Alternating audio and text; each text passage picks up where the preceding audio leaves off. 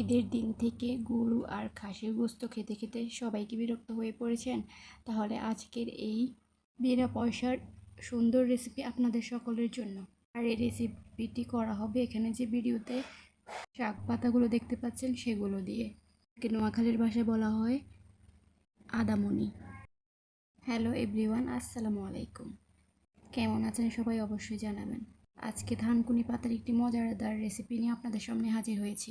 ভিডিওতে যে পাতাগুলো প্রথমে দেখতে পেয়েছেন সেগুলো হচ্ছে থানকুনি পাতা, যাকে নোয়াখালীর ভাষায় বলা হয় আদামনি। রেসিপি বানানোর জন্য প্রধান উপকরণটাই হচ্ছে এই থানকুনি পাতা। এই পাতাগুলো গ্রামের আশেপাশে বিভিন্ন খেতে খামারের পাশে অনায়াসে খুঁজে পাওয়া যায়। আর এগুলো খুঁজে এনে তারপরে ধুয়ে পরিষ্কার করে কুচি কুচি করে কেটে নেওয়া হয়েছে। তারপর মাছ ভাজি আর আলু পোড়া বা আলু সিদ্ধ করে নিয়ে ভিডিওতে দেখানো প্রসেস অনুযায়ী হাত দিয়ে ভালো করে ম্যাশ করে নিতে হবে, গুঁড়ো করে মেখে নিতে হবে। এরপর বেশ কিছু পেঁয়াজ কুচি সাথে শুকনো মরিচের গুঁড়ো দিয়ে ভালো করে মেখে সাথে পরিমাণ মতো লবণ দিয়ে দিতে হবে। পেঁয়াজ কুচি, শুকনো মরিচের গুঁড়ো আর লবণ ভালো করে মেখে নেওয়া হয়ে গেলে এর মধ্যে কুচি করে রাখা থানকুনি পাতাগুলো দিয়ে ভালো করে এগুলোকে সবগুলোর সাথে হাত দিয়ে কচলিয়ে মিক্স করে নিতে হবে। এগুলোকে হাত দিয়ে ভালো করে কচলিয়ে ম্যাশ করে নিতে হবে, যাতে করে এগুলো একদম নরম ভালো করে মিশিয়ে নেওয়ার পর এগুলোর মধ্যে দিয়ে দিতে হবে সরিষার তেল দিয়ে এই রেসিপিটা করলে অনেক মজা লাগে।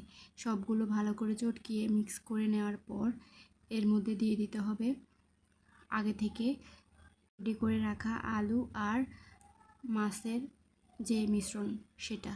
তারপরে সেগুলো সবগুলো একসাথে ভালো করে হাত দিয়ে মিক্স করে নিতে হবে।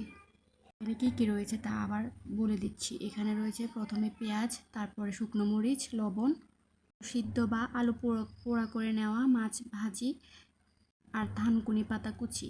সবগুলো ভালো করে মিক্স করে নেওয়ার পর আরও ঝাল করে নেওয়ার জন্য আরও কিছুটা শুকনো মরিচের গুঁড়ো দিয়ে সরিষার তেল দিয়ে ভালো করে মেখে নিয়েছি। এগুলো হাত দিয়ে এভাবে কষলিয়ে না মাখলে ভালোভাবে মিক্স হয় না আর খেতেও ভালো লাগে না। এগুলো ভালো করে মিক্স করে নেওয়ার পর দেখতে কতটা লোভনীয় লাগছে।